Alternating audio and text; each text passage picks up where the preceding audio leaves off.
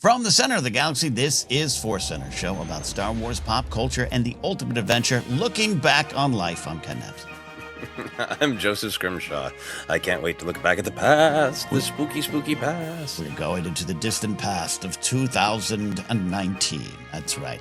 We, in honor of the Mandalorian and Grogu film released this week, we are going back to our first ever podcast review. And I don't think it was on video yet. I mean, we're putting the audio up here. I know that answer, but I was trying to think back even to then what we were doing of our first review of The Mandalorian, Chapter 1, Season 1, Chapter 1, November of 2019. Joseph, time is scary. I know. It's so weird. It seems so recent. But yes, time moves on. And we had that whole, global pandemic that made time feel weird, and all that. But yeah, what memories do you have of this first review? I have a couple specific memories of doing this first review, but I'm curious what you remember. Of the review, I just... being excited to talk about it because it finally happened, which is something I think we addressed up top of the interview of like, we've been kind of waiting for that, the show to drop like almost 3 years from when the first kind of news and that shot that it put out of the Mando walking through what I think now we know is Navarro, but then thought Tatooine, which could have been possible. The show's obviously visited there a lot. It just, for the podcast too, we had been, Rebels and, had been on TV, but the movies were kind of the bread and butter, and our breaking down of the movies and also breaking down episodes or scenes and stuff in the past was big here. We still wish we had time to do all of that, but we don't. But to have weekly Star Wars television, live action television, which again was never said it as a disparaging remark towards Rebels, but just like, oh, this is something I never thought would happen. I was just excited to get to it and curious. Remember being so curious about what this show is going to do, try to do, accomplish. All that stuff. Yeah, I remember, being really excited about the Mandalorian show. Obviously, they should have called it that, the Mandalorian show. And getting even more excited after the great panel that we got to see in Chicago, which, it's now, I think, a little bit of a somewhat well-known meme of Pedro Pascal talking about his first meeting with Favreau and looking at the things on the walls. Like, which am I the droid? Am I that weird alien? Like, no, you're the Mandalorian. So charming, and they showed us a tiny bit of footage that had the effects were rough, and Favreau was like, "We got to go, we got stuff to work on." Clearly, and then that conversation, it certainly made big news, but that's also the announcement of the title of Rise of Skywalker and the great roll it again. And I remember the murmurs, and somebody connected with Lucasfilm just specifically said to us, nobody knows what this show is. And I remember being excited because there was already some people there who had some some violence lust for violent Star Wars. The man in the armor is gonna kick ass, and yes, he is always. I have no doubt. But this hint that it isn't just that. It isn't just the sort of let's watch a Boba Fett knockoff beat the crap out of people for 8 weeks. But what is the twist? And being really surprised by the twist at the end, and really wanting to talk about that and what it could mean, and the forbidden. There's a third in the family now between Yoda, Yaddle, and and Yaddle was not received with great love when she first came out. I don't remember everything we said. I can't remember if it was the first or the second episode of The Mandalorian, but you were working at Collider. Yes. And I can't remember if it was the first or the second episode of The Mandalorian that I think you or Mark Riley asked me to pinch hit on Jedi Council. I think it was maybe the second episode. And I was so excited about it. And people were generally nice in the comments. But I remember one guy in the comments going, they've talked about the show twice as long as the actual show is. How can there be that much to talk about? I remember thinking, wait until we do our podcast at ForceCenter. If you think a 1 hour episode of Jedi Council is long, just you bleep and wait. I can't remember if that was the first or the second episode. So there might be well, I said this on Jedi Council too, but Yeah. And by the way, if anyone says that, I hate they're an idiot. They just remember, if someone's like, I can't believe you talked about it longer than the actual thing, what that really means is they're like, I'm an idiot who likes fireworks. I mean, why are people still talking about Citizen Kane? And the movie's like 2 hours. It's been over for 50 years, and people are still more than 50 years. Yeah. People are still talking about it. What? How is that possible? Sorry. That's my thoughts. Yeah, I do. I think you're right. And yeah, there was a lot. I remember. I totally forgot about that moment. I know who you're talking about. I know that moment of like, no one knows what this show's about. And there had been rumors and the thought of a Baby Yoda had been kind of starting to float around, but not like 2 years before. Like we're talking like weeks before the show. And I didn't. You protected me from that. I did not know. Yeah. I had no knowledge. I think somebody whispered in your ear, "A Baby Yoda." Whispered, and in my phone, in my phone, I have whiteboard screenshots of the Razor Crest and what became Baby Yoda from someone's office 3 years before. I still have it on my phone. But even then, so when it did happen, I had no idea what that really meant, and couldn't have predicted what it meant. And that's why I love the second episode, that chapter 2. Which is fun. At the end of this episode, you hear me go, "Hey guys, the next week I'm going to Washington D.C. With Mark Ellis and everything." And me and Christian Rivacaba had emergency landing. We had to we didn't make it. Pilots did in Phoenix, and I watched chapter 2 on my phone on like 10 hours of no sleep in the airport. So I heard that today when I'm loading the episode off. I'm like, "Oh man, you didn't know what was about to happen to you." But I love that second episode because it does start to say, "Oh, we're doing something different with this." Even the reveal of a trivia answer, there's a third, is not something you can really predict on what we're going to do. We're doing something bigger emotionally with this character. Yeah, and the great shot at the end of their fingers reaching out. I was like, yeah, what a great cliffhanger for the first episode. And the first episode, I forget how great that first scene is, and the bring you in warm, bring you in cold. It's so good. And Werner Herzogian all over the place. Fantastic, right? And that is a huge amount of what the show is. Yes. And then, episode 2 comes along, and I remember just sort of being shocked of like, is this legal to have a puppet be this cute? Is that doesn't this need sort of clearance as like a weapon to be this cute? Totally. And adorable and heartfelt and anyway, now we're just sharing some more Mandalorian and Grogu love, or as we all knew him back then, Baby Yoda, aka the child. But I haven't had a chance to re-listen to this episode. I'm so fascinated to know what we thought. Yeah, sometimes when we rebroadcast ForceCenter episodes, there's nothing that we've ever said on this channel that I'm like, ooh, we should take that down or anything. We've never been in that spot or been those people while we do the show. But it is funny to either one of those predictions, my tastes or what I focus on. Yeah, I carried in a lot of grumpiness towards this idea that Pedro was the one in the mask and the only one doing it. And I don't know if that shows up here, but in the context for that is a friend of mine at my house in my apartment was the old Groundlings buddy. Not had no idea. It was just one of those guys. Oh, you like Star Wars, right? My friend just played Boba Fett, and we're off air. And I go, what are you talking about? He goes, yeah, he just was in. They were shooting like down in San Pedro, on this cool like new technology and everything. Yeah, he's like in the. That's like Boba Fett, right? And I was like, what are you talking about? The Mandalorian? I don't know. He wore the thing. And like, I think it may even pointed to a Funko Pop. He wore that thing. My friend Brendan, he's John Wayne's grandson. He just played Boba Fett. He was on, and I was like, no, that's Pedro Pascal. And he's like, no, he played him. And that was the first time I was like, what's going on? What's happening? Then a friend of mine from Pro Wrestling actually made the blaster and confirmed that stuff for me. And so there's something about it that upset me, and I don't know why, and I got over it. I don't know if so. I'm just putting that as a warning. If that comes up in this episode, that's why. I think so. I think there's a little bit of a weird kind of old Hollywood thing. They wanted to put Pedro across as the star, and he's a fabulous performance, and he's in the armor sometimes. But there was a little bit old Hollywood of like, no one must ever find out that Lucille Ball isn't actually a redhead. Kind of like, which I so loved when they at it was Anaheim, where they were like, the Mandalorian is played by primarily 3 of us. We are the Mandalorian team, and they brought out Brendan and Lateef Crowder.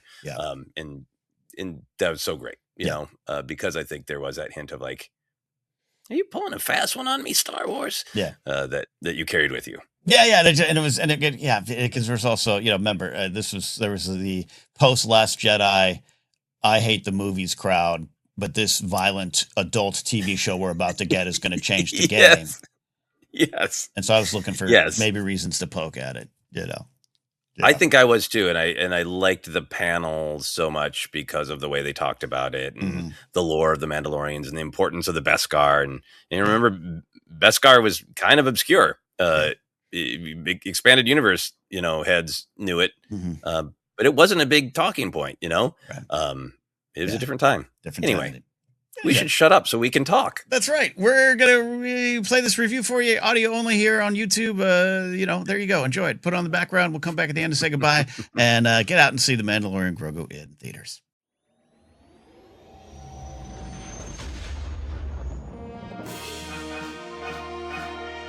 From the center of the galaxy, this is the ForceCenter podcast feed. I'm Joseph Scrimshaw. I'm Ken Knapsack. And we are here for a very special episode. We are going to talk about the first live-action Star Wars television show. It is episode 1 of The Mandalorian Report. Dun, dun, dun, dun. I got to get some news cues for that. Breaking news. The Mandalorian is here. That's a great win with that name, sir. Yeah. I'm so excited to be able to dig into this. There's obviously the staggered release of The Mandalorian. It's here in the United States. It is not in places like most of Europe. So it's nice for us to be able to do these separate episodes where we can dive in and then have the main show. We'll keep kind of building up to Rise of Skywalker. In these episodes, we can just dig right into each individual episode of Mandalorian. What I love is it's like United States and Netherlands. Yeah. And I think our friend Mark Canope, we have fun saying his name wrong on purpose. Eventually he'll hate us for that. Mark had a sneak preview of it, so he gets to experience it here even before we did, not Mandalorian, but the app itself. What I loved is at one point last night during the chaos, my friend Billy Patterson, ForceCenter guest, Screen Junkies producer, texts me. We're like, where's it up? Is it up here? Is it up there? And he goes, if you set your Xbox to the Netherlands region, you'll get it. And I was like, I have neither the Xbox nor the time to set my PS4 to Netherlands. So lock your S files into a tap position, set your Xbox to Netherlands. It was fun, though, to see it pop up. I saw listener Will McLean, who is a Schmoedown fan, lives in Houston. Nice. I've met him, and I believe listens to ForceCenter and a lot of things. He was in my Discord server, and he just typed the words, "It's on Roku." Nice. And I went, Grace, God love you. I love you more than I ever had before. You have a Roku. Let's fire it up. And that worked. Yeah, Sarah was actually already in bed, my wife, Sarah, because I had thought, it's not happening. And then you texted, like, no, I got it. And I was like, Sarah, wake up. Get out here. It's time to watch Star Wars and Grizzled Weirdos. Nick Nolte is an Ugnaught. Get in the living room now. She's already just one of the best partners in the history of the world. I know how the way she supports you on all your Star Wars endeavors and loves Star Wars herself. Yeah. Man, that's a great win if she's like, all right, I'll get back up out of bed. She had to pause in her reading of the Rogue One novelization that she's reading right now. Awesome. Yeah, see, there you go. Anyway, this could be the partner report, but this is going to be the Mandalorian report. My partner, Sarah, my wife, enjoyed it very much. So we'll probably end up talking about Mandalorian a couple places in particular. You are leading Collider Jedi Council. I've been kindly asked to pop in on a couple Mandalorian conversations. The future's always in motion. Who knows how many? But this is going to be our ForceCenter look. Yeah. Kind of tried to break it down into kind of the deep dives that you and I like to do and Jennifer likes to do when she can be here. And also just some of the fun moments, some of the action figure moments, some of the grizzled weirdo moments, and really want to celebrate like the depth of what is this about, the surface of the cool fights, and the weird, fun, playful spirit of Star Wars. It was chock full of all of it, and I can't. A few times during it, I just was like, "This is happening."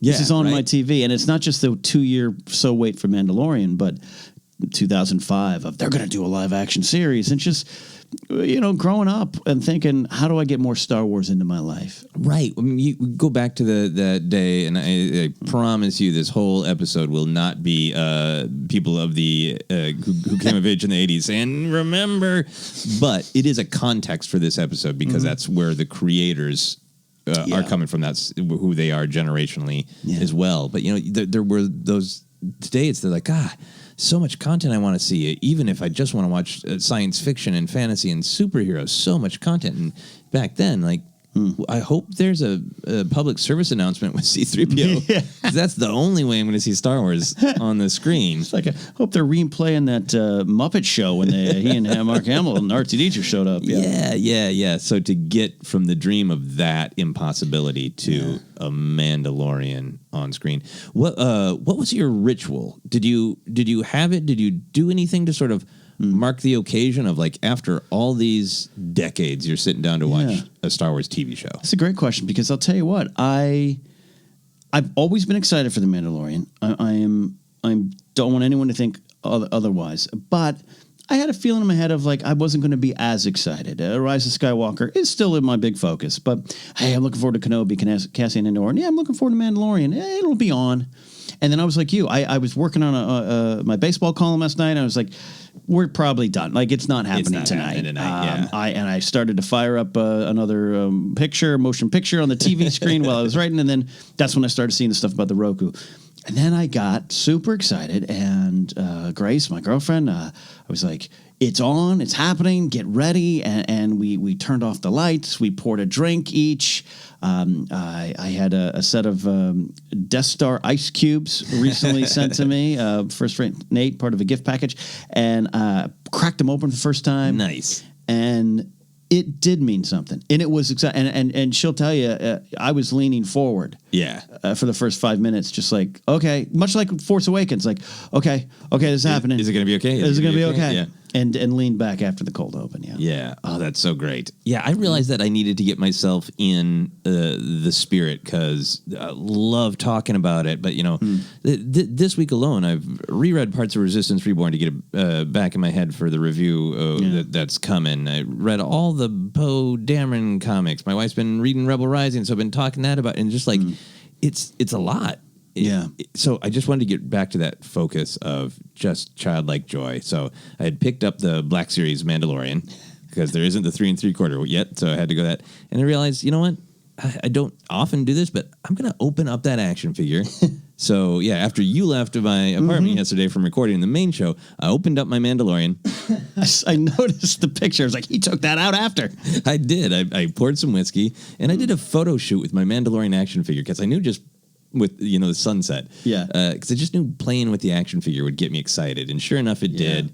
Come around to the Disney Plus is there. It works on my PlayStation 4, and I really wanted to make a thing of it to mark the moment, So I got some more whiskey and got my action figure. Had the symbol of childhood and the symbol of adulthood.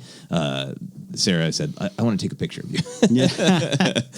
So she did. So it was really in a good place to be like, I get to talk about this. I get to celebrate this, but I also just get to experience this as a fan. No matter what it was, no matter what was coming down the pike, it was like, this is some a long time coming. And then I figured, and then I stayed up late just playing with Disney Plus, seeing what else was there, adding things to my wish list, all that. And then trying to figure out which Simpsons episode did X happen in, flipping through all those, and figured I'll watch The Mandalorian again in the morning.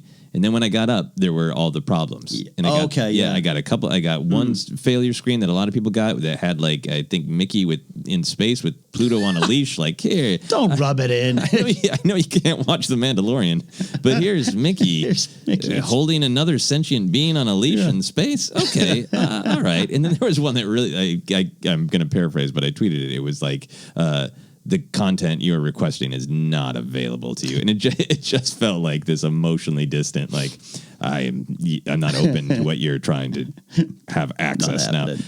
But it did eventually play for me, so I did get to watch it twice. So. I did watch it a second time in the morning with no issues on my Apple on my phone on the Disney Plus on there, which so I saw because Mark Riley, as I was watching, was texting me going, I guess I'm just not going to watch it today. I can't even see it. And I was like, I didn't want to tell him I'm watching it for the second time with no problems. But so that was, again, we're talking about that because that is definitely part of this experience in this first episode. And Disney Plus holding up at all is a pretty good feat on the first day. And I saw Disney's response that was basically like, well, look, we expected a lot, but this was even more than we expected. Sorry, we're so awesome. As problems go, it is not like, oh, whoops, we forgot to get the rights to blah, blah, blah. It was, clearly a lot of people getting up real early in the morning in different parts of the U.S. and the Netherlands. Yes. And in other places as well. Anyway, with all that said, getting that picture, we hope everybody listening had a good a ritual, if you like that kind of thing, and had a good first, second, third, fifth viewing experience, however far up you are. But now let's just dig in to the actual show, the first episode of The Mandalorian. So, Ken, walk me through your overall reaction.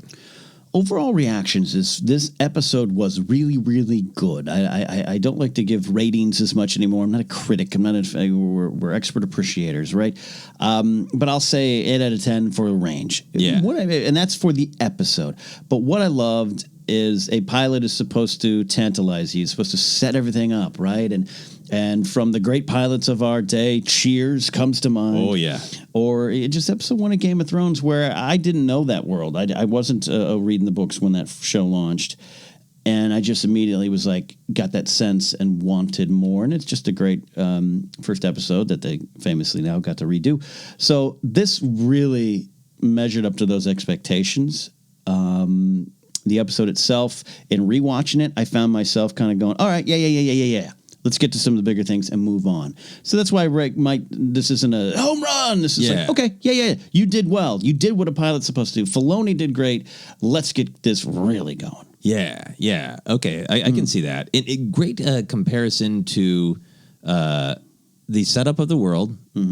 Cheers, Frasier are exceptional pilots. Who knew that we'd be talking about Frasier minutes into our Star Wars podcast? Yeah. But Game of Thrones in particular, I think is interesting to compare it to Star Wars wise, because that cliffhanger, which don't worry, we will talk about, is really powerful in The Mandalorian of what's next? What does this mean? What's going to happen next because of this? And obviously, the pilot of Game of Thrones is Jamie pushing Bran, right?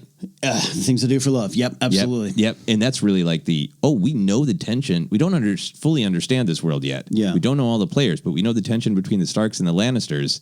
And oh no. Yeah. Right? And so you have that same oh no, what's going to happen next with The Mandalorian, which I think is really interesting because Star Wars has in its DNA so much episodic storytelling. Yeah. And you get that kind of in the chapters of the movie, but like in A New Hope, you more get it from, the stormtroopers are chasing them, but now they're in that trash compactor, but now they have to swing, but Millennium Falcon, you get that sort of sense of episodic within one chunk. Yeah. This is cool to see, like, truly episodic of like, wait till the next episode. Wait till next week. Cliffhanger, you know? Yeah, so that's a great way to look at the power of it. For me, I think it delivered my expectations and some surprises. I'm always big about contrast in Star Wars. I think it had a sense of the new in the old. I think it had a sense of that kind of nostalgia in the past is always present, which I think is an important part of Star Wars because The Mandalorian was clearly very impacted by his past, which we'll talk very much, more about. Other people are very much aware of, like, the galaxy is only in the state it is now because of what just happened 5 years ago. So there's a lot of sense of that. I think my big picture thing is I was sure I was going to like the surface level fun of it's going to look like Star Wars. It's going to sound like Star Wars. It's going to be action figures exploding across the screen. And it's very specific, celebrating the original trilogy way. Yeah. And I hope that it would have then that other side of Star Wars, which is, well, what does it mean? What could a 12-year-old learn from it? What's at stake for the characters, and I was delighted about how much my favorite part of it was just the Mando is a mystery to the world, but we, the audience, in that first episode, learned an absolute ton about the mysterious Mando. He's not just a cool, nameless unknowable guy who's who kicks ass. He's in fact fallible. We see with the blurg. Yeah. So it was really cool to see that got all of the surface level aesthetic glory of the sights and the sounds and the action of Star Wars, and I got all of the meats and the bones and the exposed nerves underneath. Yeah, that's the fuel to Star Wars, right? I mean, and Favreau talked about how George stopped by and said, hey, don't forget what Star Wars is about, the 12-year-old thing, speaking to them. And I think that starts, it was very clear that that's going to be very present, which is what I want. My one fear going into this was it was going to be all action figure fluff. Believe me, I trust Filoni and Favreau, but I was like, I hope they get it, and they did. Yeah. I think the other part of it that I enjoyed from kind of the other perspective is really enjoying that surface level. Like when I watched it again, it was fun to just like see the kind of meaty character moments, but it was just so much fun to just sit back and go, that's a gonk droid. Those are two different designs of land speeders, you know? You're making me choke on gonk droid humor. Sorry about your cough. It's still going. It's just never ending. Just here for it's the ForceCenter trademark now. Me dying. Professional talkers are gonna cough.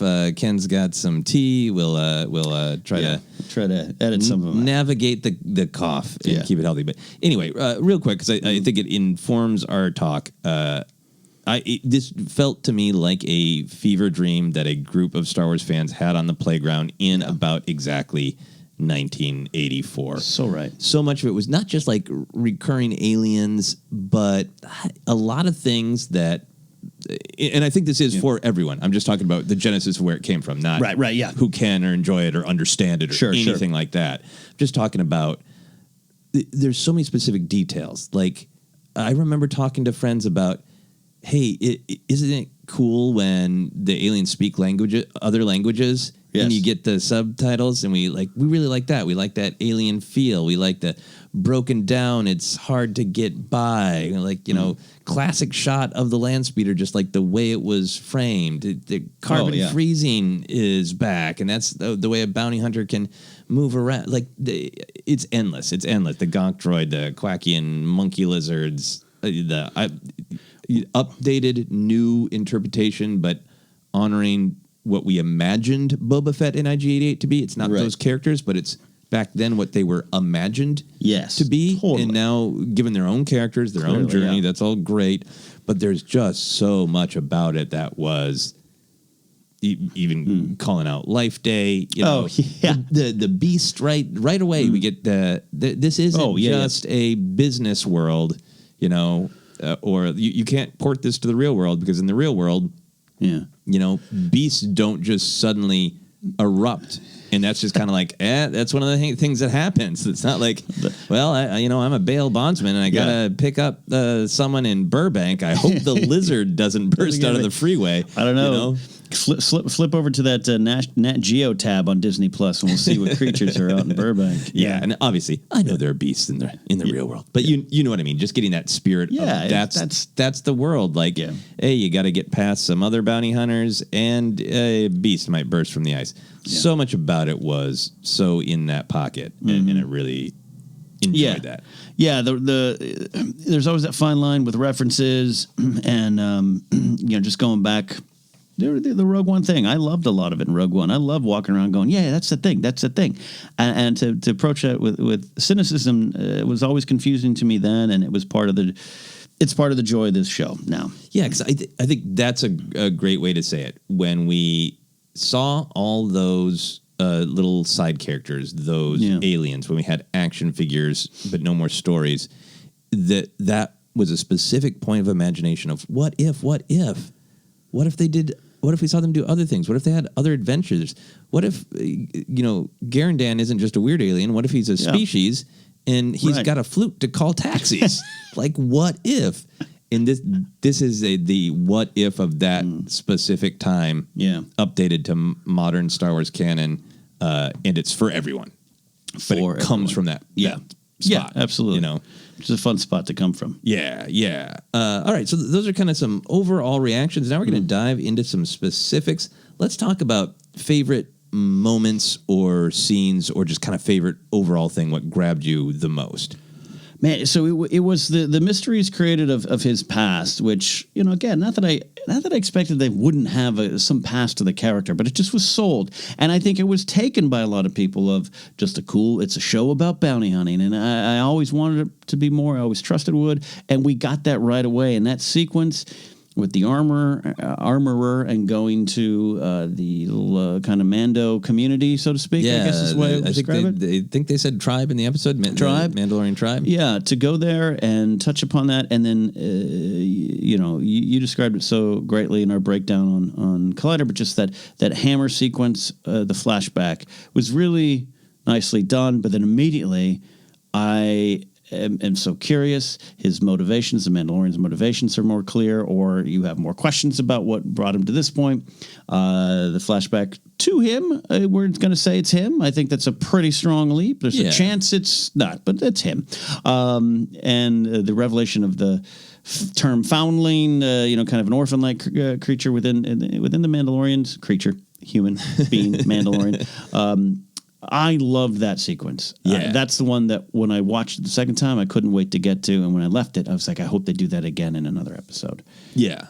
I think my overall, I got a couple of, I really like that line. I like that moment. Sure. But my favorite thing is that the Mando is not entirely a mystery to us, in that his journey on a practical level is bounty hunting to get by and to get Beskar for himself, for his community, and clearly to provide for his community, but on a deeper level to deal with his trauma and figure out if he can live up to the legend of being a Mandalorian. That was layered in so strong of everybody, this is not a subtle armor to wear. No. Right in the beginning, he gets teased kind of. Insulting, hey, Mando, from the a-hole in the bar. We get that flick of the knife on the armor, which is what incites the violence. Great storytelling that those two dudes in the bar, two or three dudes, are jerks. So you're on his side. Yep. So you're immediately like, I like this guy, and I know there's got to be more going on under the mask. And then to get to see, there is. Mm-hmm. He's not telling anybody else, but he's got a community. Yeah. He's got this trauma from his past that is specifically, we assume, why he doesn't like droids. Yeah, because he had a little bit of a bad run-in with them.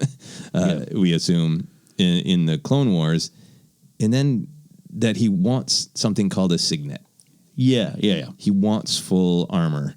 Yeah, gets motivated by Kuil, the awesome, or Kuil, or however Kuil, the awesome Nick Nolte Ugnaught, to live up to the legend. He used to ride Mythosaurus. If the stories are true, you can take as many dudes out as you need to in an awesome action fight because you're a Mandalorian. Are you a Mandalorian? Mm-hmm. Live up to it. That is his story. Made him intriguing and likable. Really, I like the Mandalorian. Really did, because right from that bar fight in the beginning of the nicking of the Mando armor, like you said, it's no secret that he's a Mandalorian. He's not walking into any situation and people are like, and who are you? And they're like, oh, a Mandalorian. Mando. It's a thing. His armor has value. Is that real Beskar? Like, everything about it is paying off to the title, where it isn't just, the outlaw. Yeah. It is something. And then to find that this depth here, I am... the droid thing. So the first droid comes up with the speeder, no droids. And it's like, it's similar to the Wuher now canon explanation of Wuher not wanting the droids in the cantina. From a certain point of view book, right? Correct. Because he had trauma from... separatists, right? Yeah. The battle droids and everything. So I'm assuming we're going to get a little more of that flashback, only because what we saw in some of the trailers with super battle droids, and everyone was excited about that. And the droid gunship. And it looked like they were assaulting people in the same garb. Yeah. And they're clearly not on Mandalore or even, Concord Dawn or anything. Looks like they might be out in the galaxy. Yeah. Separated from their culture. So I think I love that is just this pilot episode kept going back to the thesis statement of this is the Mandalorian, and who is the Mandalorian? Yeah. We're going to find out. Yeah. I loved how it paid off. I will dive into the Nolte moment. Because it's really deep. It's really rich. Yeah. And I mean, just he still, it's the best of both worlds for me. He still comes off mysterious and cool and a badass, but just other things that we learn about him, like not infallible, has a hard time with the blurgs, needs help. He's willing to work together with IG-11. He is a member of the guild and this Mandalorian tribe. So he is holding himself to all sorts of different specific codes. He really hates the Empire and won't take their credits, even if that means making less. He makes the choice to be kind to the blurg, understands that violence is not always the answer to everything. So you start to pile those up and you're like, we actually learned a lot about this character who barely speaks, and we don't get to see his face. I think it's easy to overlook some of it, and you pointed out it's clear, but it's like, are you paying attention to the moment where Grief Karga says, "Yeah, here's Imperial credits"? It's not just they spend. He clearly says they spend, and he's like, "I don't. The Empire's over. I don't want to." We have an issue with it, right? You get these credits. You got yourself a stew in the language of Carl Weathers. It's a stew, and he pays him in what, calamari flan, I think is what they say. I tried to write it down. Calamari flan, I think. Like, who doesn't love a good flan after dinner? I might have and it's missed half that one. Yeah, like you said, it's half, and so. The fact that he's willing to take that to not have anything to do with the Empire's money, that's a powerful way to start this character's journey. Yeah. It's in this post-Empire world where the Empire, the scattered. I mean, I'm barely calling the Stormtroopers. It's not like they're the worst of the worst. They looked they looked like they had different misadventures, because the one has like kind of stained red of like, what planet did you get your ass kicked on? They looked like they were stained by the sun after you leave your Kenner figures out for too long. Yeah, like you guys, you're like vinyl in a window. Yeah, you're not doing well at all. So that was my big favorite moment. Do you have other big or small favorites? Favorite moments. The reveal at the end was awesome, but something specific about it. We're gonna break the show up in a fun way, but I, on second viewing, loved the stuff with Nick Nolte even more. Like, initially it was cool. It was like, okay. Kuil was cool, however we say his name. It was fun. And it was such a Western. We're going to a ranch. We even got there's a spinning wheel of, windmill out there. And we're learning to ride horses. This is a scene in Red Dead Redemption. Yeah, we just want to be left alone on the prairie, and we don't really take to your kind. But if you can make the problems go away, all right. Do you need to learn how to ride a horse? Here's the training mission to learn it. Yeah. And so I was amused by that. But the second viewing is where you start to see the depth, and I thought that was rewarding. And then Nolte himself, the "I have spoken" line is instantly classic. I have spoken is I think the moment where I laugh so much. It's such a great deft writing choice to just give a character that would have had a lot of character anyway. Yeah, a ton of character and mystery. Is like, is that just your personal catchphrase, dude? Yeah, or is that we were joking before? Is that what Ugnaughts say all the time? Wilro Hood's running around. They're like, "Don't run! I have spoken." Put 3PO's head in there. I have spoken. But yeah, I have spoken. It's a dangerous one. Yeah. That's going to end or begin a lot of arguments if people start quoting that one too hard. Those shirts need to be made. I'm sure they're already being made. I have spoken. Yeah, I'm sure TeePublic is full of I have spoken t-shirts as we speak. Just a fun line that I liked. I liked the comedy of the first bounty that was grabbed. Yes, I liked that. I liked that it wasn't super violent. I can bring you in cold or warm is another, I think, going to be classic, iconic line. Great counterpoint that he was so chatty.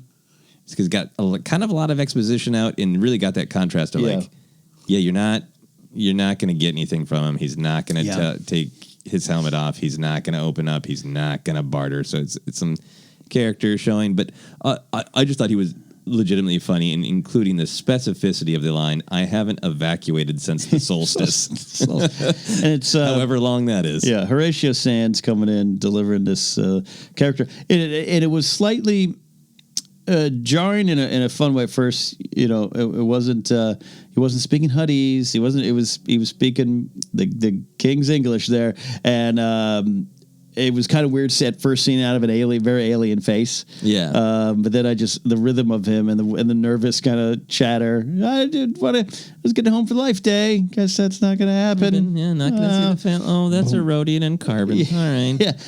Carbonite. I really liked it. And in terms of exposition, like you said, we're leaps and bounds away from Rick Oley at this point. Oh, yeah. Well, and also, it hadn't even struck me until we got talking about this person. We got a different world going on in the bounty hunting world than just a bunch of badass bounty hunters and smugglers fighting back and forth. You get the sense this guy is not a fighter. He wouldn't know his way around the blaster. He finds a bunch of them and shuts the door, right? Yeah. This guy is like, I cheated on my taxes, or like I'm a con man, and I always, you've gotten too many free meals at the New Republic, protected restaurant. Who knows? But like, he's not a badass. And it gets to some of these ideas of what the galaxy looks like. Yeah, especially when Grief Karg is going through all the bounties that are available. That it's played as they're small money, but there's all just tiny little normal things. It's like go get them, not like someone. It's not everyone is an epic fight between Boba Fett and Bosk. It's real people trying to get through the galaxy, which becomes a big theme. Any other small moments you want to shout out before we dive into some more of the big picture ideas? I loved IG-11 and the execution of that, and I was very curious of what they were going to do with Taika Waititi. I still believe the character will go on, but I love the idea that maybe he won't. Maybe it was a one time. Maybe that was it. Yeah. But I think he'll go on. But that won me over pretty fast. Yeah. Whereas like the character of comedy and the idea you were talking about of the it's a murder bot that's really worried about the protocol of murder. Yeah. And bounty hunting and the guild stuff that was played really, really well. Yeah.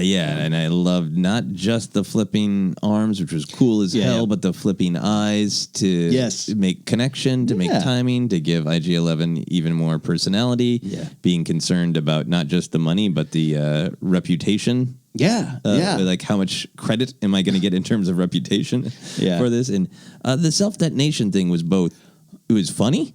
Mm-hmm. It gave a different kind of tension to the scene. And it was also like, I really like the contrast in Star Wars between the organic and the kind of mechanical or mechanized. Right. You got 3PO telling Han the odds, and Han doesn't want to know the odds, and Darth Vader's more machine than man. It pops up a bunch. Luke turning off his targeting computer, the organic versus the mechanized in any way.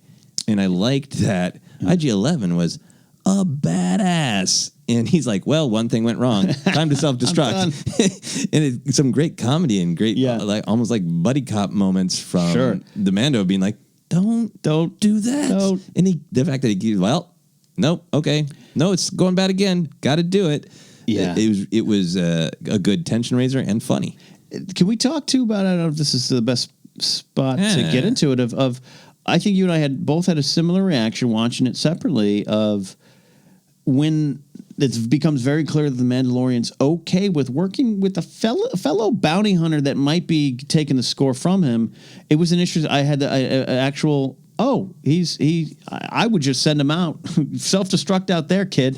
I'm going to get in here and take the job. But it again spoke to the Mandalorian character. Yeah, that he just wants to get the job done, and if that means taking fewer credits, fine. But yeah, I think I had a concern that this show might lean a little bit into the gritty, and I think I was concerned that it might be a character who just says like, I work alone, And I mean, it is perfectly gritty. Seconds later, minutes later, he shoots IG-11 in the head, but for a reason.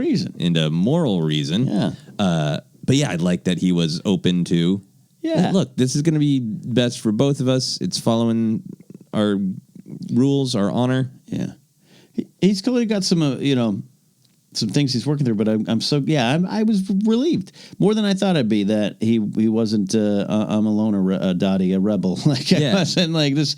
It was a good moment to me. And then when you and I met up this morning, you brought it up too, and I was like, okay, cool. So I'm not an idiot. I saw that, right? It felt warm. It felt warm, and had the tendency to write that save the cat moment or save the blurg moment if you're writing Star Wars. Yeah. It just was like, okay, he's a functional creature, human being in this world. Yeah, and it creates this great tension because to everybody, he is this mystery that everybody else has baggage about what it means to be a Mandalorian and who this guy is. And we, the audience, have this secret relationship with him where we know more about what's going on behind the mask than the other people he runs into, besides, in theory, the armorer. So all sorts of great stuff. Let's get into some of the big canon stuff, and then we'll talk some of the big theme stuff. So we know that there's going to be a lot in this show that is possibly adding new canon or letting us look at new canon in different ways. So we want that to be a thing that we really highlight and cover. So for our first episode of the Mandalorian report, we got some juicy canon, including a baby Yoda. Baby Yoda. Interrobang, a baby Yoda. What? Tiny Yaddle. Yeah, so we had heard that there was some big canon revelation in this first episode, and it would appear to be a baby Yoda, a baby Yaddle, if you please. But we have to say that because we famously don't know the name of this mysterious species. I mean, it could very well have been that Life Day was mentioned and Disney didn't want anyone to know that yet. No, it was a weird, little behind the scenes stuff, a lot of times for the Collider, ForceCenter's on those lists now too. Jennifer got to go to the press day. You were invited as well. Like that kind of stuff happens. And they'll send out the screeners. And the reason they do, obviously, to get the reviews out right away or early reviews to help promote this. It wasn't... I'm sure Disney felt, people are going to watch Mandalorian regardless. But they were very clear in sending out messages to the press.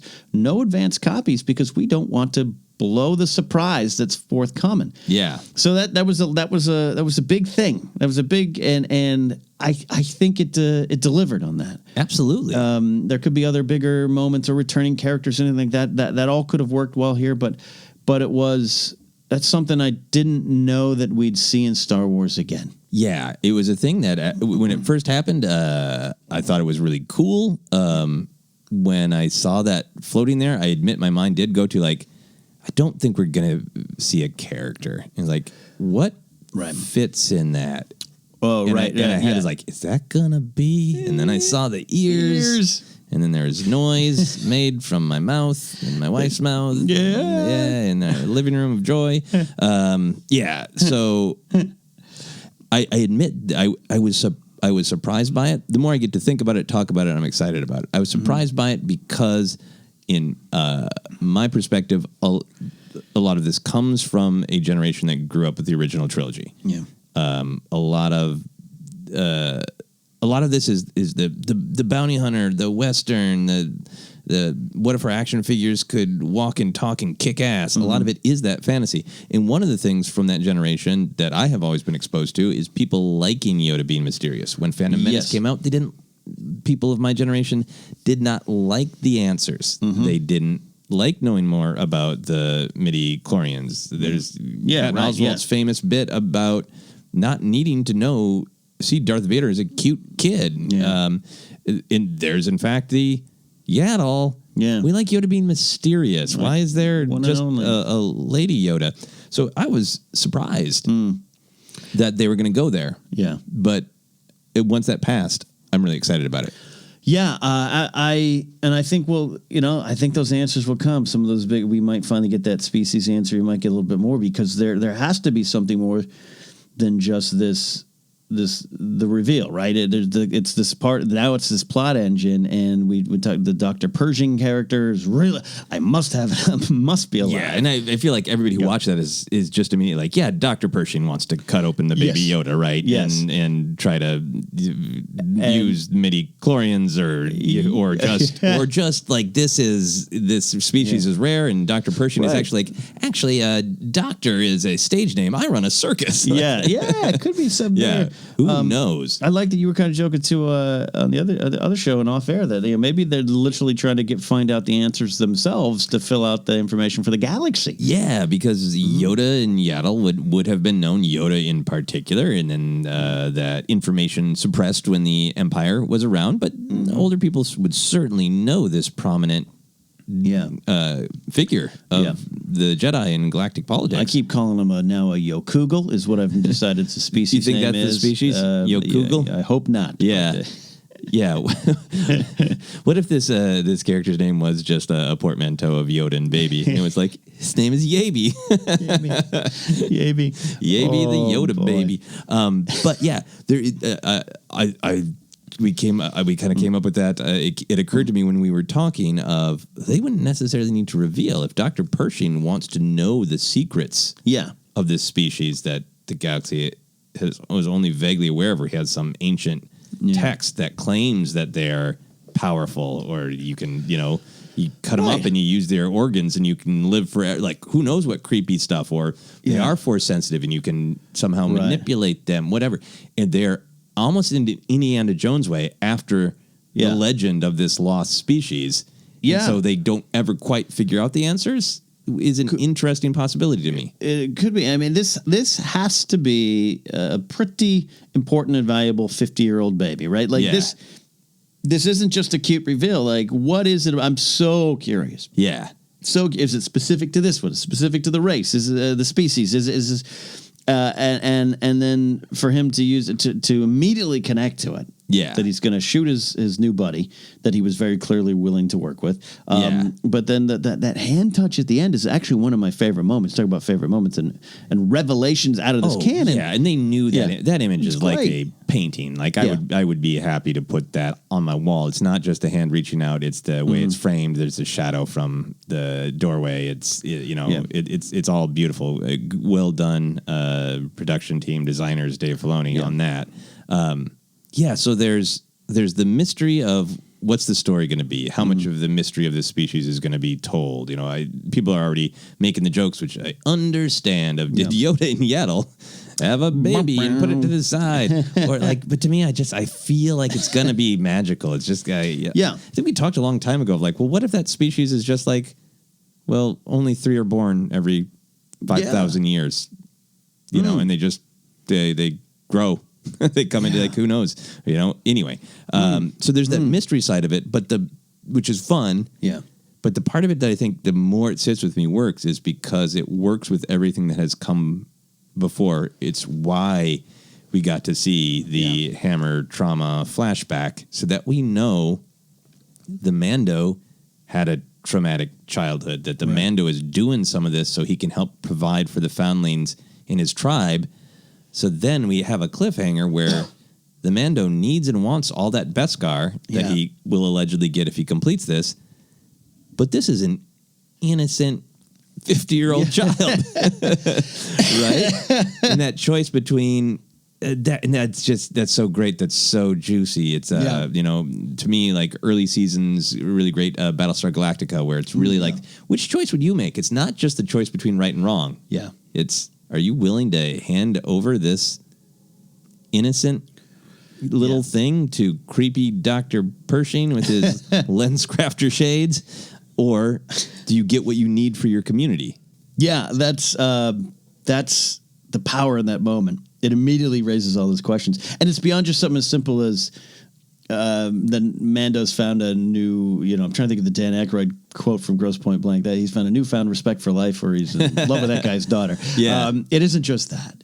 It's something that ties to him, this orphan version that we're going to probably learn a little bit more about him. Yeah. I thought it was a powerful connection. Yeah, and I wonder if the Mando's been dreading moments like these. We don't know how long he's been out there bounty hunting, trying to make ends meet. And he's like, I haven't quite ran into a situation where I don't feel like I can complete this task. I guess it. It's like my thought is he part of Clan Red, House Vizsla, whatever it might be, new house, new clan, in the Mandalorian culture we're going to learn about, and this something happens. We know something happened to him in the past, but then the Galactic Civil War comes in, and maybe maybe this guy didn't want to be a bounty hunter, and now has to. And this survive. You talked about the themes of surviving. It's just so much more intriguing to me, and I keep coming back to that. I should have. I had the faith, but I got to tell you, I was slightly dubious going in because in a lot of the marketing, it was just sold, and a lot of fans' reaction, it was just kind of taken as cowboy walks into town, and I love a Western. But I was craving what this stuff brought, and that Yoda reveal was just cool canon and big emotional point. So I love that. Yeah. The best of what a Western can be, of the mysterious man with a code. All right, we're going to have lots more opportunities to talk about Yabi, if that is indeed the Yakugel's name. Is that what you called it? The Yakugel. The Yabi of the Yakugel species. You heard it here first and probably last. But moving on, I think another big canon discussion, not a revelation yet, but a discussion, is the term Great Purge. Yes. So the armorer says, I'm paraphrasing, I didn't write it down, this was probably procured or in the Great Purge. Yeah. It referring to the Beskar with the Imperial imprint on it. Mm-hmm. So obviously the Empire took this, what is the armor, the money, the symbol, the honor of the Mandalorian people, the culture, and put their own stamp on it. Mm-hmm. So for you, Great Purge, I've already seen people online going, oh yeah, they mean the Great Jedi Purge, which is in canon, where we've heard the words great and purge before. But I felt like it was talking about, maybe it's just because I have this theory, but I felt like it was about a Mandalorian purge of some kind. I'm on board with your theory, and you've talked about it off air, and I'm glad it's now getting on record. We don't do theories and predictions too much here. It's not how we at ForceCenter watch Star Wars, but I'm excited with this one because it makes a lot of sense. Werner Herzog talking about restoring the natural order of things and kind of and we talked about that coming out of Celebration, our sneak peek of him going, oh, Beskar, that is Mandalorian. It's got Imperial stuff on it. It should go back to you, shouldn't it? I have a a more of it. Yeah. Werner it's good. Herzog. And then to now see that, it was just great. Amazing. Just great. What did you say? The tracking fob. Yes. So great. The parsec. The parsec. But to see that beyond just even that, what we saw and thought coming out of Celebration, but now the Beskar means a lot. It means upgrading his armor to be more Mandalorian or whatever it is, working towards his signet to help the orphans, all these kind of things. Tied into this idea that where the hell did the Mandalorians go in the Galactic Civil War? That we see in Rebels, Gar Saxon has taken over. He's working with the Imperials very happily. Good arrangement. They're defeated. Sabine, Bo-Katan gets the Darksaber back. She's in charge again. Yay. And then poof, we don't know anything yet. We don't know. Yeah. All we know from canon is then shortly after that, right? We get Scarif, we get Jyn Erso and Raditz and Cassian Andor leading the charge, and the war erupts. Yeah, right? The war takes off, and none of those really cool Mando warriors that the rebels would certainly want. None of these incredibly proud, experienced, well-armed, famous warriors who have fought Jedi and Sith to a standstill. Like, Palpatine's just going to be like, fine. Right. So it totally makes sense to me. You got their war-torn world with just the domes, like just something dishonorable. Like I keep going to gas because they're in domes. It also just feels dishonorable. Yeah. Like, who knows? It's just headcanon spinning. But I feel like some crackdown from the Empire on Mandalore, so you just have these scattered tribes. And that was the vibe I got from that scene of, we've got to do this because we're all that we have left. Maybe there are other satellites. It doesn't seem like they've been wiped from existence because when people are seeing them, they're going, oh, Mando. Yeah, it isn't like the Jedi of, I heard rumors. They're saying, I know who you are. You're still around. Yeah, so they're still around, but I wonder if there was just some sort of like, it's not just like other planets where like, we're going to kind of press you into service and we claim we're paying you, but we're actually just totally ravaging your planet for resources and now you're our slaves. Like, you're not going to get away with that with Mandalorians. Right? They're going to fight back. They're going to fight back. They would know that. The Empire would know that. Yeah. I absolutely believe that's going to be revealed. That's why when we had locked into some of the story, but you were really a couple weeks ago, right? Off air. Yeah. Off air, you said it first. And I was like, we've got to get this on record. Not that we're in the Watch, it'll be totally wrong now. It could be totally wrong, yeah, but it why I'm excited about it is just the themes of it. Yeah, it's because I like it because it heightens the urgency of we need to reclaim our culture because it's almost gone. Yeah. It heightens the I won't take your credits. Me and my people will starve before we will take your imperial credits. That's great. And his you were talking about. He seems like a guy who can approach a blurg calmly, when he knows that's what's needed. He's happy to work together with IG-11 until IG-11 crosses the line. He's ready to lay those stormtroopers out. Oh, he's excited. Ready. I like those odds. Like if you get a badass line, I want some like that, Yeah. And but he's ready to be like, I actually personally want to blast the hell out of you. He's not a bad guy to be a bad guy, a badass to be a badass. Yeah, he's it's almost Jedi-like in a way. Yeah. Not that he's a Jedi, but just like, I'm ready to fight you guys. Yeah, I would be happy to fight you lousy stormtroopers. Any other thoughts on Canon? I mean, come on, Life Day. We've known some of the elements of Life Day are canon, have been for a while. Just fun to hear it directly mentioned in this show with a lot of people watching. Yeah. Silly billiness, but I like it. Yeah. And I like the new. I mean, and I know there's bits and pieces here pulled from Legends and all that, but I like just we get this whole system of how bounty hunting works with everybody talking about. Where's the bounty puck? Here's my tracking fob. Here's the guild. It's these bail jumper. That's a real world term, obviously, but just it's that great tip of the iceberg feel where you're just everybody says these phrases. It has the objects that you've never seen before, and they're presented to you like, cool. I had those little kid feelings like, I want a bounty puck. Yeah. Can I buy a bounty puck of myself at Galaxy's Edge with my own hologram? That'd be great. A couple years from now, we'll get that. Yeah, for sure. Tracking fobs. Tracking fob. Some new canon as well. All right, we'll move on to some of the big themes. We've touched on them a lot about what it means to be a Mandalorian, but a little bit a part of that. I want to talk a little bit about the idea of nostalgia or being driven by your past. I've talked about that a lot on the main show. That's obviously a huge part of Star Wars. Yeah. This is brand new live television show. Has a lot of familiar images, aliens, vehicles, but with a new twist. So it's dancing around with old and new. But even in this first episode, everyone is affected by the past. Yeah. We literally see it as the motivation of the Mandalorian. There's this idea of returning to a natural order, whatever it might be. Everybody's reeling from what has happened. Yeah.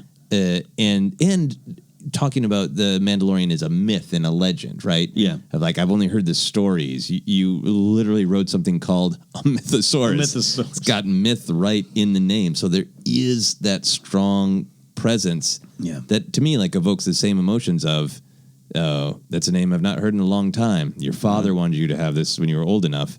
Yeah. That it is still about nostalgia in the past. Did you feel that? Did you like that?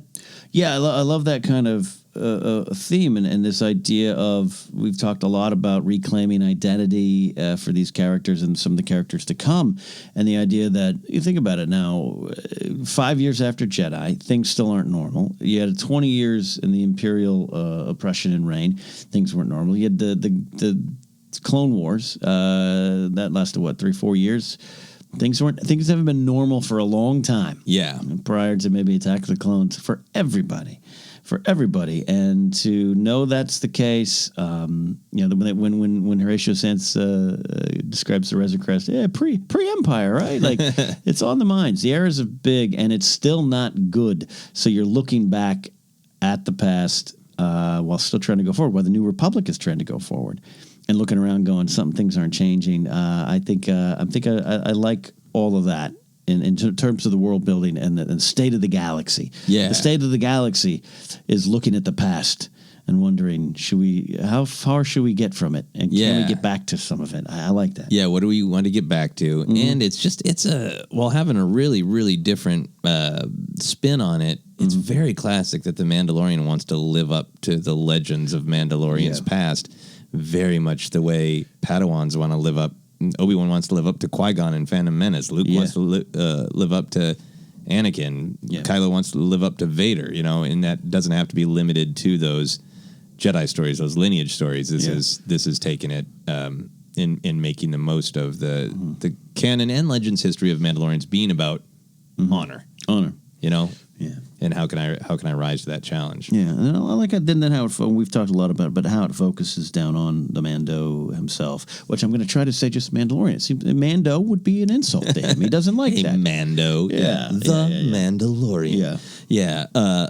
Another big theme that I really enjoyed that I think cool, the Nick Nolte Ugnaught, one of the things that he has spoken was that picture that the people who come here just want to live in peace. So I want you to get rid of this problem. Yeah. So him saying it kind of unlocked how much in the episode for me we saw people just trying to get by. Mm-hmm. The guy the character he picks up, Horatio Sands, in the beginning, you don't get the sense he's trying to topple an empire, change anything. He's just trying to get by. That Mandalorian tribe is just trying to get by. The people in the guild are just trying to get by. It kind of keeps popping up again and again where you see people just want to live in peace, which is an interesting theme, and it manages to make the idea of mundane life in a galaxy far, far away exciting, something to be fought for. These are the people who are impacted when Jedi and Sith fight and put the Force in and out of balance. These are the people who are just like, I would like to go home and watch some holovids with my children and look at the sunset.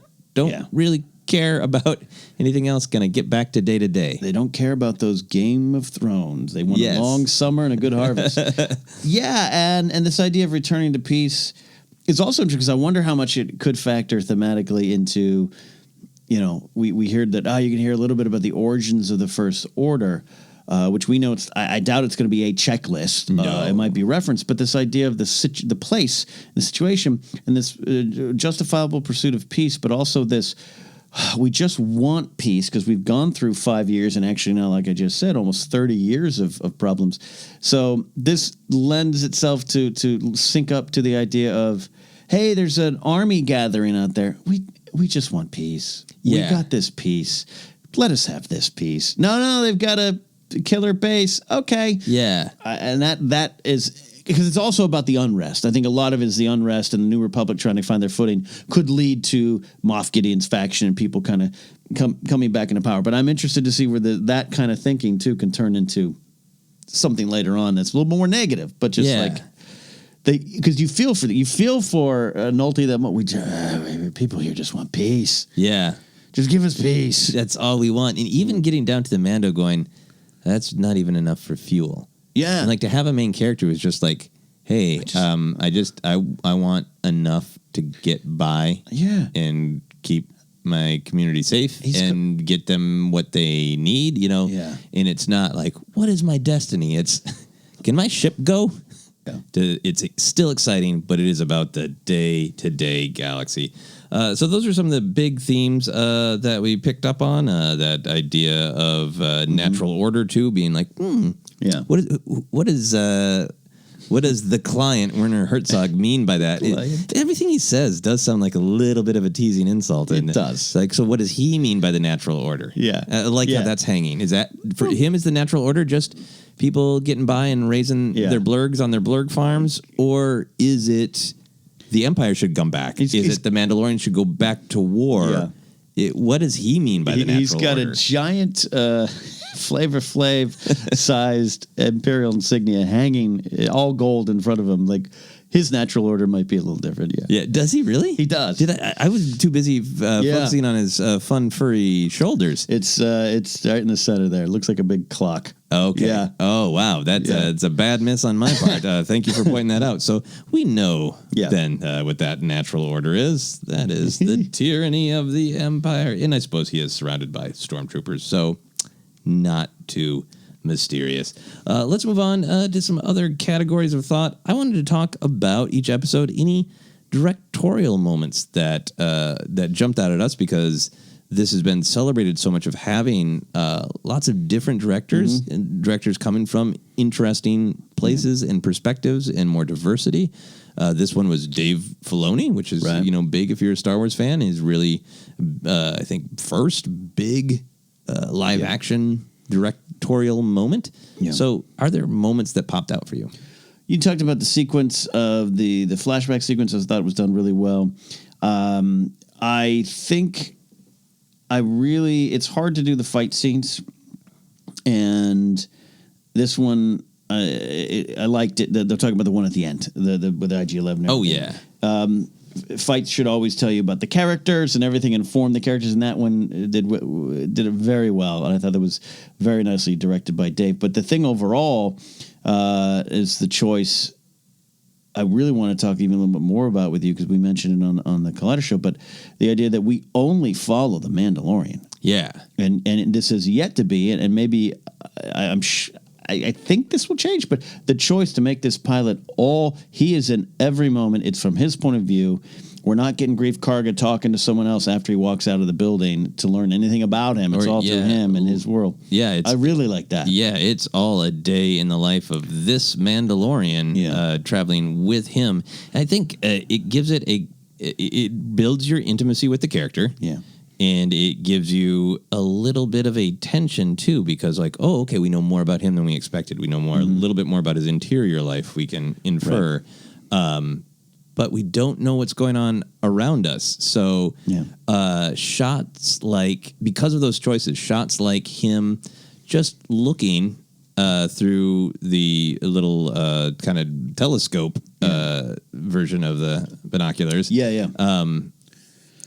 In having a tight close-up of him makes you nervous, because what else is around him? Because we've been limited to his perspective. So that was one of the directorial choices I liked. Of not only were we staying with him, there's a lot of shots that were this wide, flat, from far back, like you're shooting a proscenium stage. Yeah, it's a thing that David Lynch does a lot too, because it's such a just sort of formal and specific way to shoot a scene that it gives you a little bit of tension, because you're not used to necessarily seeing it that way. Right. So it's kind of wide shots where you know that there's this open expanse, and kind of anything could come from any angle, but it doesn't quite come. And then a lot of close-ups. Tight shots. So so I think it builds a tension and makes you feel a little bit like you are the Mandalorian of just look this way, and it's this beautiful but kind of lonely vista seemingly wherever I go, or else I'm in tight constricted spaces where I could suddenly be surrounded, jumped. Attacked. So I think ice creatures come. Yeah, that axe, I believe. The the ice creatures, which was great. That gives it this feeling of tension that he's in a volatile world and anything could pop up around him. Yeah. And you're feeling like you are him. And you're in it. I mean, it's not, I'm not joking or slagging on it. It is like a video game. No, it is. You are, and we're so used to those, we're all getting ready for Fallen Order. I was obsessed and still am with Red Dead Redemption 2. Like that. That's why we love those games. You're in it. You feel it. And this did have that feeling. Oh, yeah, absolutely. Yeah. The other thing, what I've been referring to, you mentioned it as your first thing, the hammer and trauma montage. Yeah.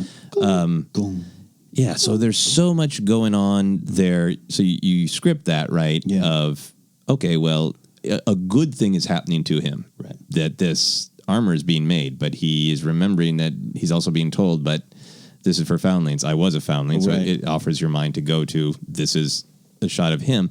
But for Star Wars, this is new, just in terms of storytelling choice, right?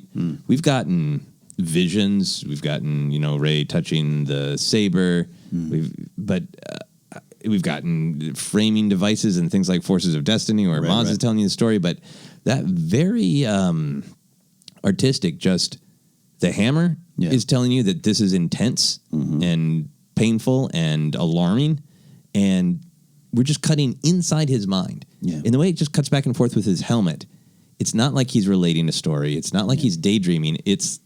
Because it's with those sharp precision hammer, it's like when I hear a loud noise, I see and feel this. It's like it was like Star Wars PTSD, and it was done in a just visual storytelling style that, well, maybe there's some example of it in Star Wars I'm forgetting, but is very much getting into let's play around with different kinds of storytelling to show his internal world. The only place where I've seen it at all somewhat similar is in comics with Vader. And that's totally different medium, obviously. Right. And so it's nice, and I like it. Oh, he's thinking of this, thinking of that. But to see it visually, it really, that's the center of the episode to me. Yeah, absolutely. That and Nick Nolte. That and Nick Nolte. Yeah. So great directorial choices by Dave Filoni, and I'm looking forward to seeing some more. Good stuff, Dave. We talked a lot about an action figure vibe. And then Favreau has confirmed it multiple times. In the spirit of it, this is me getting out my action figures and playing with this. And I think that he was a child on a shag carpet at some point in his life going, what if Boba Fett in IG-88 found a baby Yoda? And then he grew up, became a great storyteller, and wrote an awesome version of that fits modern canon. But action figures are present. So every episode of the Mandalorian Report, we're going to talk about any action figure inspired moments that felt like they came from action figures or just made us want to play. For you, Ken, what were your action figure moments? You know what? I'll tell you, the big fight at the end is where we're probably going to go. We can break it down specifically. I mean, I don't want to assume to know where you're going to go, but I'll even go to the fight at the beginning, the cold open. Again, when you have a fight, you have a lightsaber fight. What did we learn? What did we learn about the characters? And it did such a great job, everything we talked about, what it meant, and the best guard, everything. But then to see with a Quarren, some figures you would have had in that collection. Oh, yeah. In a bar, very Star Warsy. Yeah. So maybe you have the Cantina playset. Squid face got cut in half. Yeah. I'll start up there and just say that really worked. It is cowboy walks in the bar. Yeah. But it played off really well. And I personally would go. I love breaking down my figure play to small moments. A lot of conversations with the Baroness and Destro trying to figure out what to do about Cobra Commander. Like a lot of those things I've had. So I liked it breaking down on it. And there's the big fight, but I like that moment of time. Yeah. For me, the big fight, that gun. Gun felt like there was that era of Kenner where they're like, hey, can we make up some smaller weapons and that was radar and stuff? And that like minifig rig all the way through. Absolutely. And I think there was also like that dream of if you could have all these aliens. Like I've said this before on ForceCenter. Like one thing my brother and I would do is we would come up with a narrative of why there's a fight. We would put our good guys on the floor of our bedroom because they're like walking through a valley. And then we would put around our room on dressers and bunk beds, all the villains who are going to be shooting at them. Yeah. And then sometimes we would use rubber bands to try to get the good guys to knock the bad guys over. That whole fight had that vibe of like, if I could have 50 Nikto action figures, all set up around, my, this box from the grocery store that I've set up to look like the building that the Mando's trying to break into. The whole thing had that vibe to me. Oh, absolutely. And that final fight worked really well. And watching the second time, one of my only slight negatives I have on the show is that some of the costumes looked like costumes to me, but that's nothing. That's not going to hold me back or anything. In watching it the second time, I think I appreciated it more. First time I was like, oh, okay, looks like a stunt guy in a Nikto costume. Okay. Yeah. But guess what? That's what they are. Yeah. Same with the blurgs and the CGI. They're not real. Yeah. Second time, I really like that fight a lot more. Yeah, and to me, like picking it apart is sometimes part of the fun as a fan, right? And I think I noticed one time there was one Nikto, and I think they're Nikto. That's what they look like to me. I haven't got official confirmation. Could be wrong, but there's one that's like that stunt person was zealous. Like you fell down real big. Real like big. you were like Chris Farley break the fake table, fall down. Here you want attention. Spaceship down by the river. The up top moment I thought was very successful in a funny comedy direction to just see the body fall. Yeah. The other action figure moment for me was just like, and maybe this will happen, but just like, I want the Mandalorian Blurg 2-pack. Oh, yeah, like, want the Mandalorian riding the Blurg. Like, that's such a... I mean, obviously they shot the angles to have the classic stormtroopers on a do-back look, but yeah, and the Blurgs are cool. They've appeared in animation. There's a Blurg blaster. There's the Blurg fire drink at Galaxy's Edge. Yeah, that's right. There's so much of canon involved with Blurgs that it's fun to see the Blurgs shine. And I gotta imagine when they're putting this together that Favreau, all right, he rides some creatures. What about a do-back? And I bet Filoni goes, I got something better. Gotta imagine that happened. T-Rex that's all head and no body. So great action figure moments. Let's get on to perhaps what I think will be our favorite segment of the Mandalorian Report. Best grizzled weirdo moments. So I think we both love I Have Spoken, correct? I Have Spoken is amazing on so many levels. I'm going to use it around the house, probably get in trouble. Use it online. I Have Spoken. It's up there, Yeah. With some of the all-time best ones in Star Wars. How did you... there was a great part of the delivery that was not being a jerk. It was, you can keep talking, but for me, the conversation's done. This is why the question you posed of, is this something in Ugnaught culture or something comes to mind, because it was very mystical in a way. It was very mysterious and accepted as final from the Mandalorian. Yeah. He didn't come back with. Again, doesn't mean that he's like, oh, an Ugnaught. When an Ugnaught says I have spoken, the conversation's done. Just it was spoken in a way of a truth. It's a truth. Yeah. And I was really intrigued by that. I don't want them to constantly keep saying it, but it was used 3 times? Yeah. Used, and then used in such a real emotional way at the end. Yeah. Because of what he's saying of this hero's, it's a hero call in a way of you. I know what you are capable of, not just in violence, but in honor, and that's why I'm helping you. Right. You're right. There's great emotional variety in it, because there's like, I'm not discussing this with you anymore. Yeah. I said what I mean. And then there's the I have called you to live up to the legend of your people. I have given you the hero's call. Yeah. I have spoken. Best of luck. That's it. Yeah. Yeah. Okay. And walks away. One of the shots that was, I don't know, I can see it getting pulled out. I can see, hopefully there's already a GIF. I can see it getting memed. When he gives him the great sort of mentorship of like, well, your people rode Mythosaurus. You're not going to try to ride the dumb Blurg.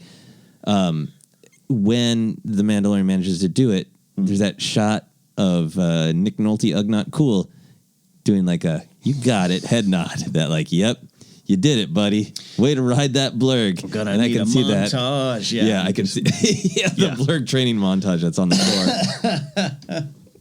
Yeah, so I really, really, really like that. Yeah.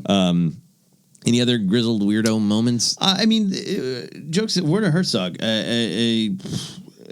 great stuff. He's in the grizzled weirdo category for sure. We're talking about the lines, but I was really drawn in about the I'm just being pragmatic part of that conversation. It's as though someone wonders, he's not just a mad villain.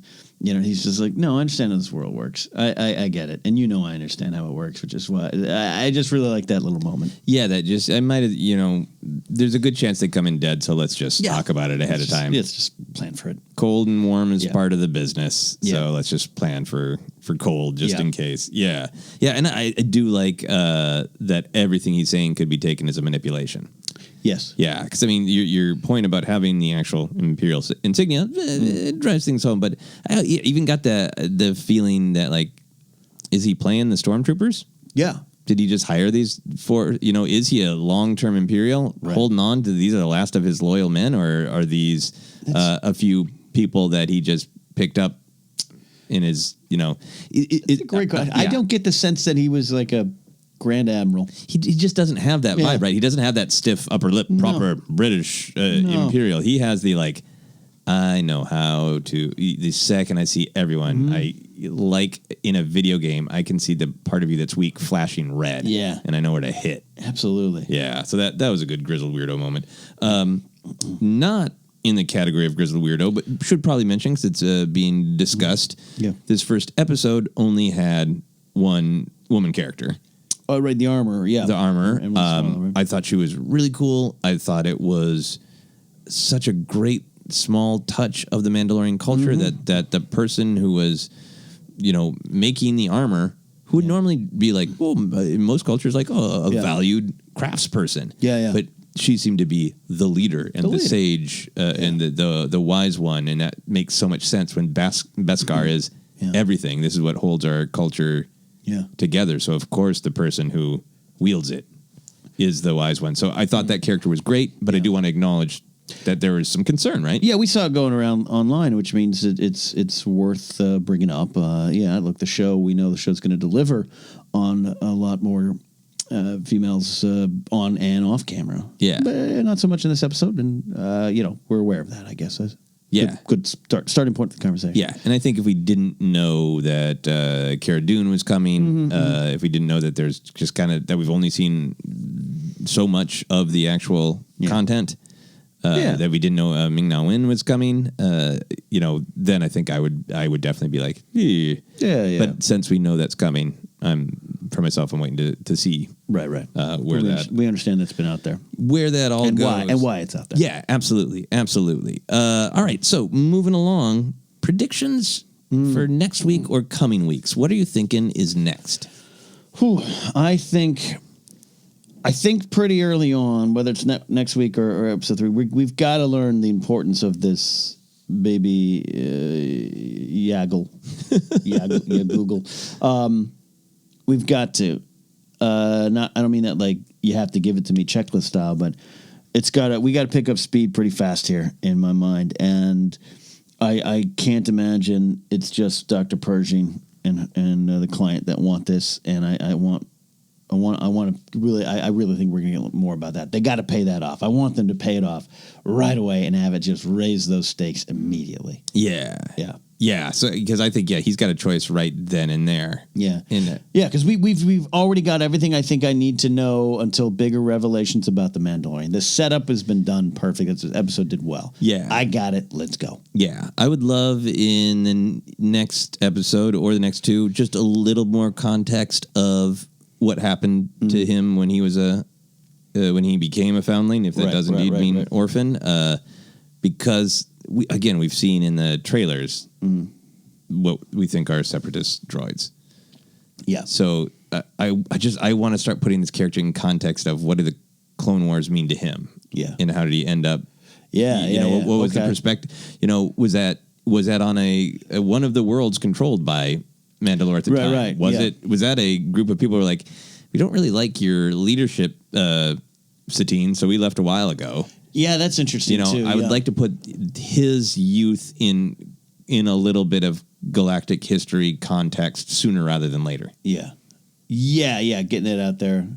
A little more. Yeah, we're definitely going to go back to the armor. We're going to see more of him, and we clearly know he gets an upgrade of armor along the way, right? So, because we've seen that if you've watched any of these things. It's like I wonder if that's going to be every episode. We have a moment where he goes to more of the flashback and more armor. That would make it feel even more like a video game, like you're saying. Of like, this is what I got after every mission. Yeah. I got to go back to I got to ride the blurg back to the central town. Yeah, not that he's going to ride the blurg through space, or is he?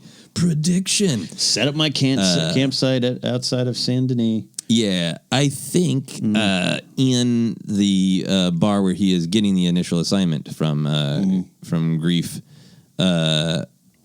Grief Karga? Yeah, Grief Karga. Yeah. Grief Karga. It looked like those Trandoshan's that we've seen in many clips were tracking him. Oh yeah, definitely. Right? Yeah, definitely. So I think I'm hoping that we get that cave fight since we've already seen a lot of it. I hope that we get that in the next episode because, we didn't see much Mandalorian. No, we've seen that first episode. There's lots of like, okay, well, where's this coming? When's that coming? Where's that coming? And I want to blow past all that stuff so it can get to be like totally like, I have no idea what's coming next.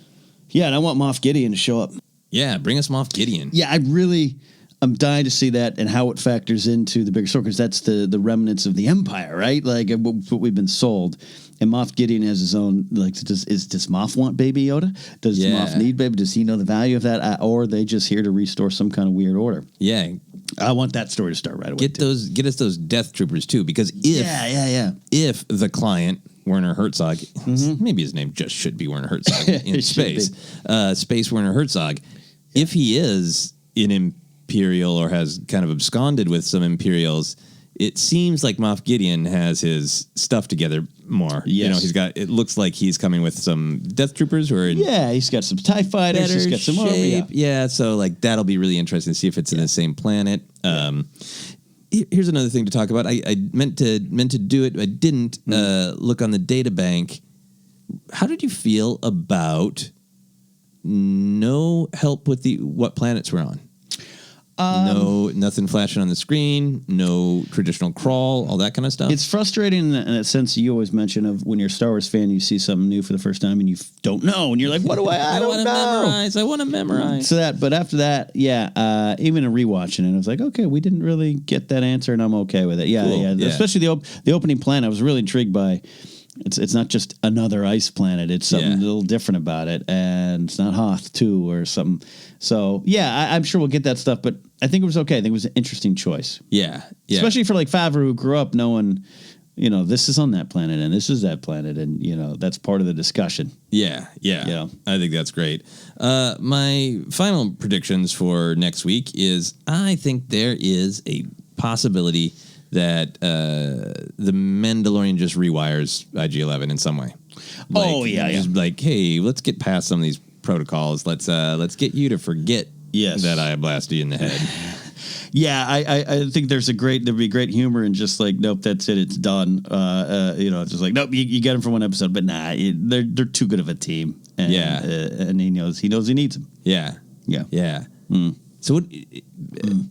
Final thoughts on predictions. What do you think the Mandalorian does? Do you think he just absconds with the baby? Do you think he goes looking for help? Do you think he tries to pull a fast one and deliver an empty floating bubble and then shoot Werner Herzog in the head?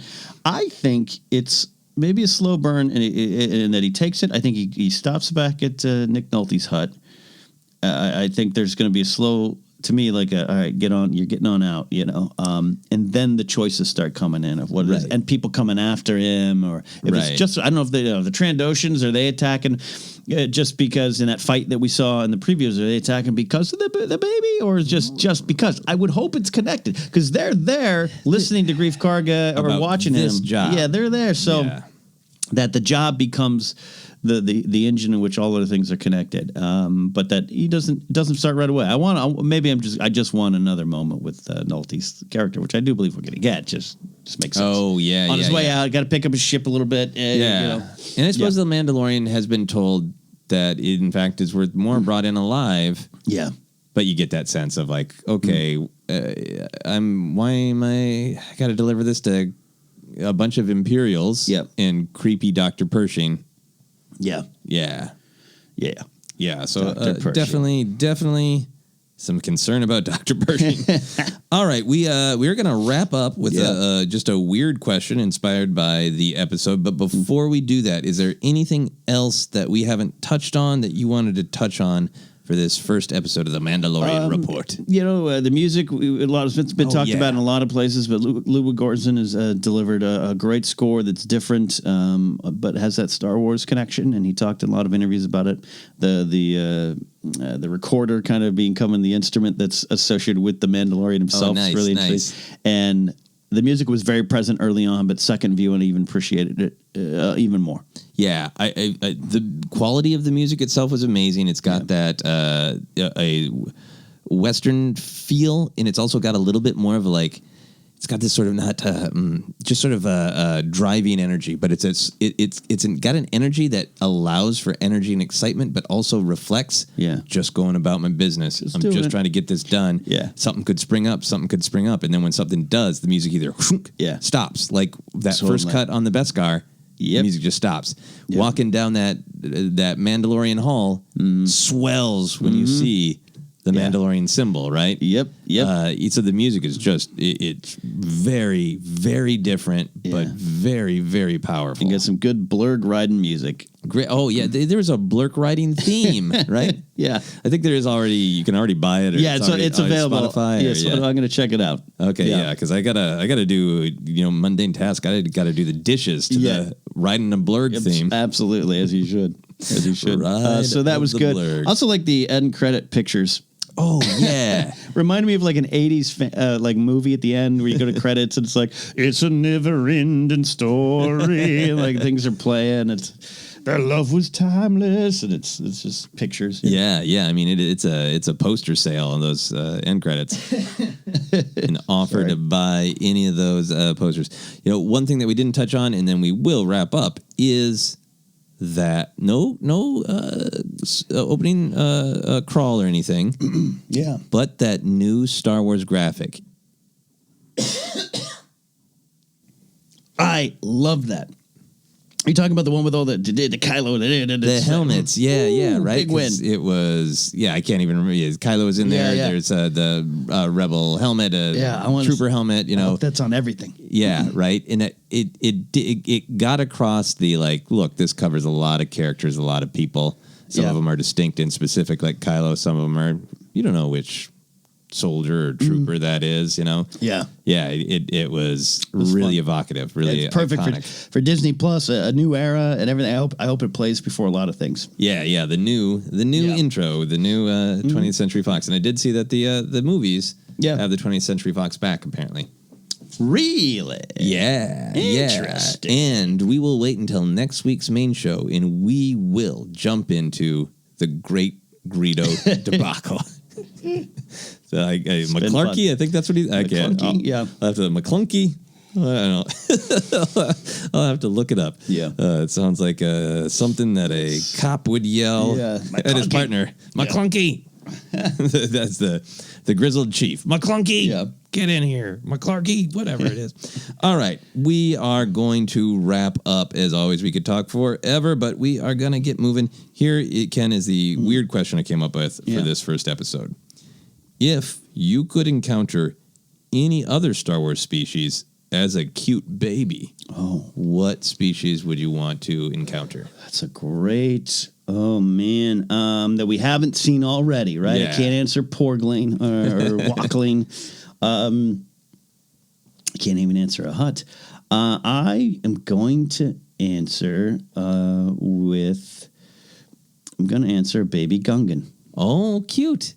A Gungan light? A gungling? A gungling. A gungling. Just to see if it trips. Yeah. If it spits up. Those big cute eyes looking at eye stalks. Yeah. Oh, ears not that long. Oh, yeah. Yeah.